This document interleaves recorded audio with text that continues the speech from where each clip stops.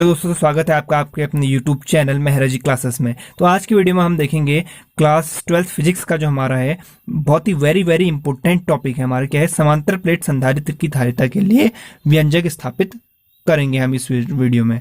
इसको कैसे करते हैं व्यंजक स्थापित समांतर प्लेट संधारित्र की धारिता का, उसको हम इस वीडियो में बताएंगे, आपको सिखाएंगे। आपको मतलब यहाँ पे बताया नहीं जाएगा, यहाँ पे आपको सिखाया जाएगा। तो सबसे पहले हमें इसके लिए इस चित्र को समझना पड़ेगा और पहले बताता हूं कि इस चित्र में क्या क्या है। तो क्या है हमारे इसमें दो धातु की जो है प्लेटें हैं। ये पहला ए, इसको मान लेते हैं हम एक्स प्लेट मान लिया हमने, ये एक्स प्लेट है और ये प्लेट है वाई मान लिया हमने इसको। दो धातु की प्लेटें क्या है हमारी, एक्स और वाई हैं। और क्या है इनके बीच, जो कि एक दूसरे से डी की दूरी पर रखी हुई है, डी मीटर या डी बोल सकते हैं हम।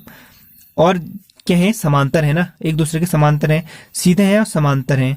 इनकी दूरी मतलब सभी जगहों पे सेम होगी। और ये इनको किससे हमने अटकाया हुआ है यहाँ पे, यानी कि खड़ा किया हुआ है स्टैंड से, विद्युत रोधी स्टैंड इसके स्टैंड से खड़े किए गए हैं। जो स्टैंड ये दिख रहे हैं ना, ये क्या है, इसके स्टैंड है, विद्युत रोधी स्टैंड है, यानी कि जहाँ पे विद्युत के कुचालक है, यानी कि विद्युत इनमें चल नहीं सकती है। कुचालक स्टैंड हैं जो कि ये हमारे लगाए गए हैं दोनों साइड से, इनको इन पत्तियों को यहाँ पे खड़े रखने के लिए। जो हमारे समतल पट्टी है, प्लेटें हैं या पट्टी बोल सकते हैं हम इसको, इनको करने के लिए हमें ये लगा रखा है। और हमारे क्या है, ये एक्स प्लेट है और दूसरी क्या है, वाई प्लेट है। और हम अगर मान लेते हैं कि विद्युत रोधी परावैद्युत पदार्थ भरा हुआ है, इनके बीच में क्या भरा हुआ है, विद्युत रोधी परावैद्युत पदार्थ भरा हुआ है। परावैद्युत पदार्थ भरा रहता है या इसमें भरा हुआ है, भरा रहता है, जो बोलते हो आप, इसमें भरा रहता है। तो आप इसमें देख सकते हो। और इसका जो क्षेत्रफल होगा, इसका भी क्षेत्रफल और इसका भी क्षेत्रफल जो होगा हमारा, क्या होगा, इसमें क्षेत्रफल एक ही होगा हमारा। वो क्या होगा हमारा क्षेत्रफल, होगा हमारे इसमें ए मीटर स्क्वायर। इन दोनों का क्षेत्रफल क्या है, ए मीटर स्क्वायर, क्योंकि इस क्षेत्रफल को इसमें नापते हैं हम, मीटर स्क्वायर में करते हैं ना। तो हमारा इसका क्षेत्रफल क्या होता है हमारा, ए मीटर स्क्वायर है। दोनों प्लेटों का क्षेत्रफल हमारा जो है सेम है, ए मीटर स्क्वायर है। इसका भी ए मीटर स्क्वायर है और ये दूसरी वाली एक्स प्लेट का भी, वाई प्लेट का भी क्षेत्रफल ए मीटर स्क्वायर है। और इनके बीच की दूरी डी है, मैंने पहले बता दिया है आपको। तो हमने क्या मानना है, इसमें मान लिया कि हमने इनके बीच परावैद्युतांक इसका क्या है, इनके बीच का परावैद्युतांक क्या है, बीच में जो माध्यम है ना खाली स्थान, इसमें परावैद्युत पदार्थ भरा हुआ है, जिसका परावैद्युतांक क्या है, के है। माना हमने, क्या माना, इसका परावैद्युतांक क्या है, परावैद्युतांक बराबर के हो गया हमारा इसका। ये हमने क्या मान लिया, परावैद्युतांक क्या है, इन दोनों प्लेटों के बीच के माध्यम का के है। तो अब हमारा क्या हो जाएगा, अब क्या करना है हमको। अब अगर हमने मान लिया कि प्लेट एक्स जो है, हमने इसको धन आवेश दे दिया, इसको क्या दे दिया हमने, पॉजिटिव चार्ज दे दिया, प्लस प्लस कर लेते हैं, इसमें क्या हो गया, धनावेश आ गया। हमने मान लिया यहाँ से हमने धनावेश दे दिया, इसको प्लेट एक्स को हमने धनावेशित कर दिया, प्लस क्यू कूलाम का आवेश दे दिया। किसके क्या दे दिया इसमें, प्लस क्यू कूलाम का आवेश दे दिया। तो प्रेरण द्वारा, इसके प्रेरण क्या होता है, उसके सामने प्रेरण के द्वारा क्या हो जाएगा, इसके सामने वाला जो है, अगले वाले का पहला सिरा जो हो जाएगा ऋणात्मक हो जाएगा। ये वाला जो हो जाएगा वाई प्लेट का जो आगे वाला ये सिरा है, ये क्या हो जाएगा, नेगेटिवली चार्ज हो जाएगा, यानी कि ऋणात्मक आवेश आ जाएगा इसमें, माइनस क्यू कूलाम का आवेश हो जाएगा। और ये दूसरी साइड से जो है प्लस क्यू कूलाम का आवेश उत्पन्न हो जाएगा, क्योंकि इसके यहाँ से हमने प्लस दिया, तो प्लस के कारण यहाँ पे माइनस हुआ, तो माइनस के कारण भी यहाँ पे क्या हो जाएगा, प्रेरण के कारण दूसरी साइड से इसका प्लस उत्पन्न हो जाएगा। ये प्लस उत्पन्न हो गया दूसरी साइड से भी इसका। अब हमने इस प्लस को काटने के लिए, इस दूसरी साइड के प्लस को हटाने के लिए, जो प्लस कूलाम यहाँ पे आ रखा है, हमने क्या किया कि पृथ्वी से जोड़ दिया इसको। ये यहाँ से एक तार जो हमारे जा रही है यहाँ पे, इसको हमने भू संपर्कित कर दिया, यानी कि पृथ्वी से जोड़ दिया। अब पृथ्वी से जोड़ने के बाद क्या हो गया हमारा, जो यहाँ से पृथ्वी से हमारे इलेक्ट्रोड आ रहे हैं ना, इलेक्ट्रोड जो हमारे नेगेटिव इलेक्ट्रोड आ रहे हैं पृथ्वी से, उसके कारण जो हो जाएगा, ये पॉजिटिव वाला जो हमारा हो जाएगा निरस्त हो जाएगा। तो हमारे दो ही बच जाएंगे, पॉजिटिव चार्ज और इसमें हो जाएगा, और इसमें हो जाएगा हमारा नेगेटिव चार्ज। तो अब क्या हो जाएगा, इस प्रकार प्लेटों एक्स और वाई जो दोनों हैं, इनमें बराबर और विपरीत आवेश हो गए हमारे, क्योंकि प्लस यहाँ से पूरे प्लस है और इस पे क्या है, पूरा माइनस आवेश है। तो दोनों में क्या हो गए, बराबर और विपरीत आवेश हो गए हैं हमारे। तो हम क्या करेंगे, प्लेट एक्स से चलने पर बल रेखाएं अब क्या होंगी, प्लस से माइनस की ओर चलती है ना बल रेखाएं, तो हमने क्या ये एरो इसीलिए हमने ये दिखा रखे हैं प्लस से माइनस की ओर यहाँ पे हमारे बल रखे हैं। विद्युत जो है हमारी इनमें ही चलती है ना यहाँ पे, इसीलिए हमने दर्शा रखे हैं। अब हमने मान लिया कि अब हमको क्या करना है, इसका वो निकालना है ना, व्यंजक स्थापित करना है, समीकरण या व्यंजक जो बोलते हैं हम, व्यंजक स्थापित करना है। तो उसके लिए क्या करना होगा, हमने मान लिया कि प्रत्येक प्लेट पर आवेश का घनत्व जो है हमारा, आवेश का घनत्व हमने मान लिया, दोनों प्लेटों पे आवेश का घनत्व क्या है, हाफ सिग्मा है। आवेश का घनत्व बराबर हो गया हमारा हाफ सिग्मा, इसको हम क्या बोलते हैं, हाफ सिग्मा से हम इसको हाफ सिग्मा हम बोलते हैं इसको। सरफेस डेंसिटी जो है आवेश का पृष्ठ घनत्व हुआ हमारा, नहीं पृष्ठ घनत्व, क्योंकि पृष्ठ जो है इसका पृष्ठ का घनत्व जो हो गया हमारा क्या हो गया, हाफ सिग्मा हो गया। तो हम जानते हैं कि हम क्या जानते हैं, अब एक चीज हम जानते हैं ना कि एक समान विपरीत आवेशों की दो समतल समांतर चादरों के बीच किसी बिंदु पर वैद्युत क्षेत्र की तीव्रता क्या होती है, हाफ सिग्मा अपॉन एप्सिलॉन 0 होती है वैद्युत क्षेत्र की तीव्रता। तो अब वैद्युत क्षेत्र की तीव्रता जो होगी इनके बीच क्या होगी, वैद्युत क्षेत्रों की प्लेटों के बीच वैद्युत क्षेत्र की तीव्रता क्या हो जाएगी, वैद्युत प्लेटों के बीच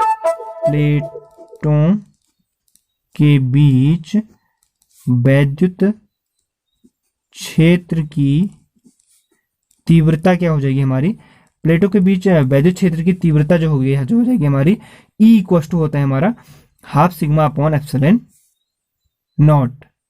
E इक्वल टू होता है हमारा, इसको यहाँ पे लिख देते हैं, E इक्वल टू क्या होता है हमारा, half sigma upon epsilon not होता है। अब चूंकि यहाँ पे हमारा क्या है, K पर आवर्ततांक माध्यम में रखा है, तो हमारे यहाँ पे जो K एप्सिलॉन नॉट हो जाएगा। E equal to half sigma upon K epsilon nought हमारे यहाँ पे हो जाएगा। उसके बाद हम क्या करेंगे, ये तो हमारा पहला वाला आ गया, इसकी तीव्रता हमने देख लिया। व्यंजक स्थापित करने के लिए पहला पॉइंट हम पहला स्टेप में हमने कंप्लीट कर लिया।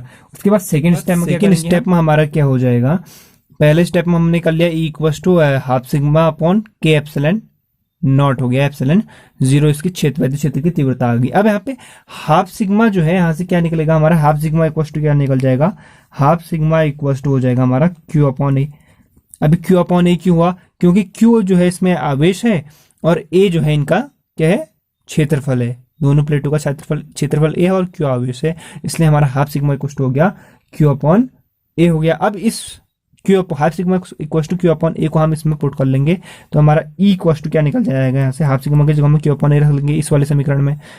तो हाफ सिग्मा की जगह पे हमने Q अपॉन A लिखा, तो Q upon K epsilon nought तो ऐसे रहा और A आ गया यहाँ पे Q upon A into K epsilon nought, तो ये हमारा क्या हो गया, E equal to Q upon K epsilon not A आ गया हमारा।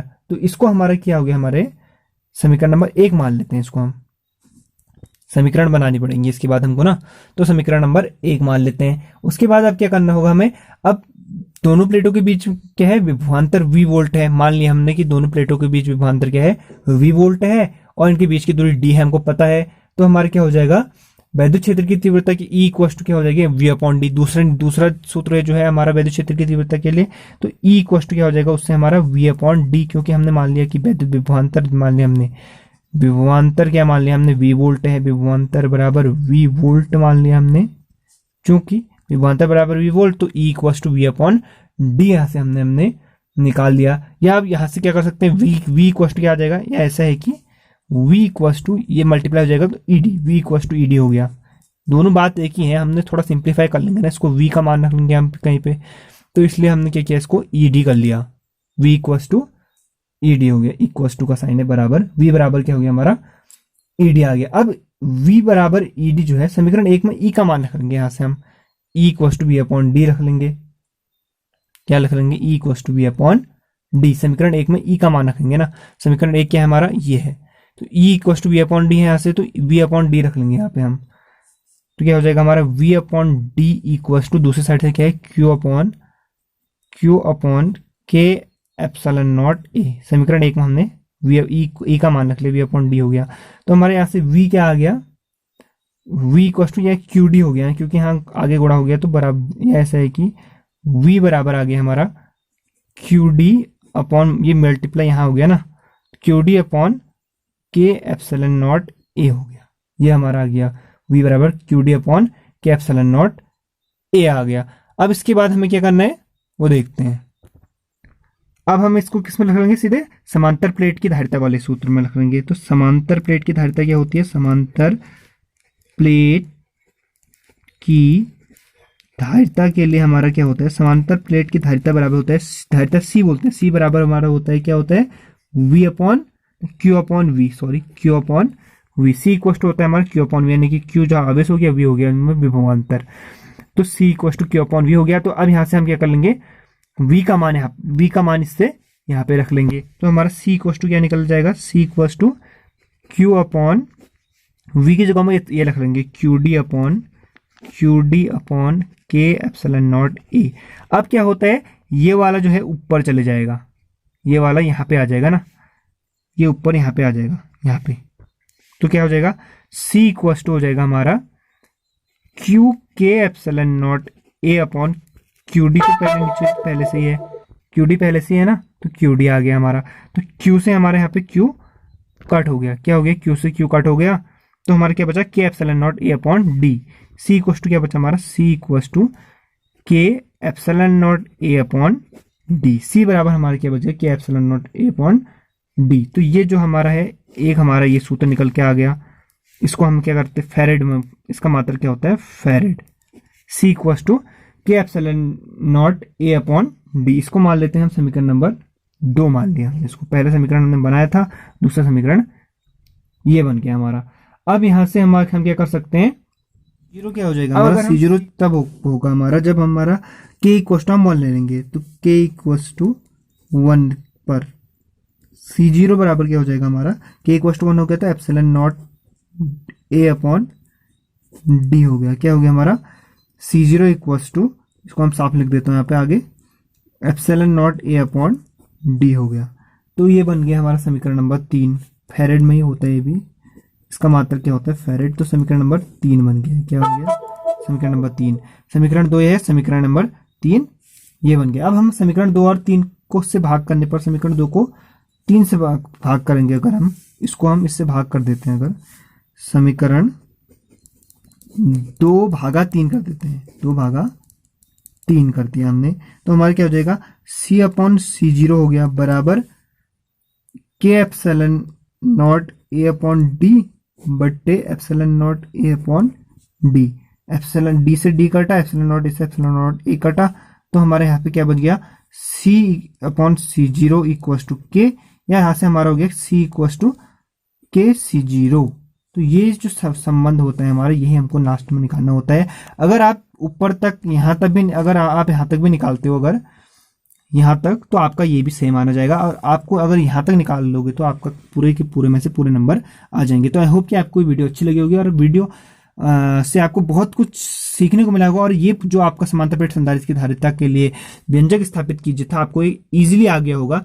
अगर वीडियो अच्छी लगी हो तो इसे एक लाइक करना, और चैनल पे नए हो अगर, और ऐसी ही वीडियोस और पाना चाहते हो तो चैनल को सब्सक्राइब कर लेना, बेल आइकन को प्रेस कर लेना, क्योंकि ऐसी वीडियोस का नोटिफिकेशन सबसे पहले आपको मिल जाएगा। तो मिलते हैं अगली वीडियो में, तब तक के लिए जय हिंद, वंदे मातरम।